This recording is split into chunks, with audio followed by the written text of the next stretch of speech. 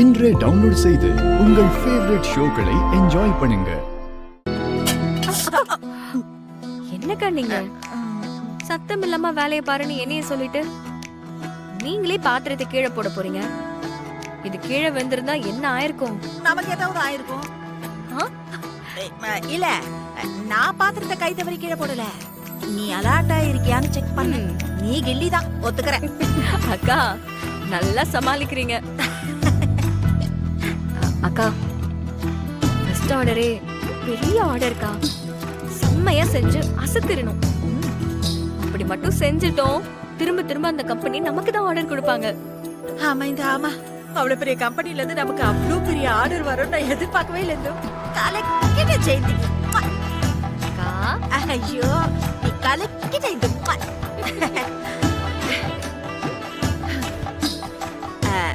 ஏந்தோ நமக்கு இது ஆர்டர் கொடுத்தது உண்மையிலேயே பெரிய கம்பெனி தானா? என்னக்கா இப்படி கேட்டுட்டீங்க? பரசுராம் குரூப் ஆஃப் கம்பெனிக்கா, சென்னையிலே பெரிய பில்டர் இவங்க தான். நம்ம சமையல் மட்டும் இவங்களுக்கு பிடிச்சு போச்சுன்னா உங்க ட்ரீட்மெண்ட்டுக்கு, சித்ராவோட படிப்புக்கு, இத பத்தி எல்லாம் நம்ம கவலைப்படவே தேவையில்ல.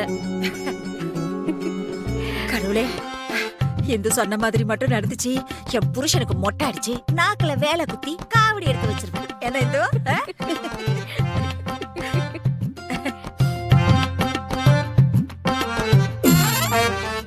எனக்கு ஏதோ தப்பா தோணுது.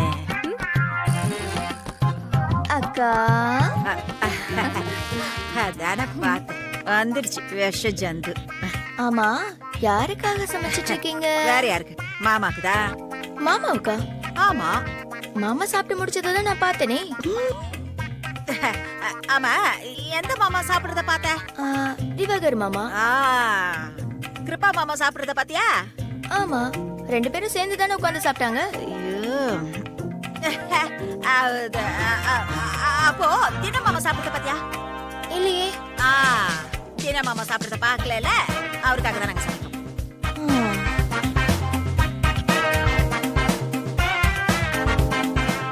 இல்லையே, ஏதோ தப்பா இருக்கே. இவங்க என்னமோ பண்றாங்க. என்ன பண்றாங்கன்னு ஒண்ணும் புரியலையே. புரியல, போக போக உனக்கே புரியும். போ. கேக்குதுடி, சத்தமாவே கேக்குது. வந்த வேலை முடிச்சுதுல, கிளம்பு கிளம்பு.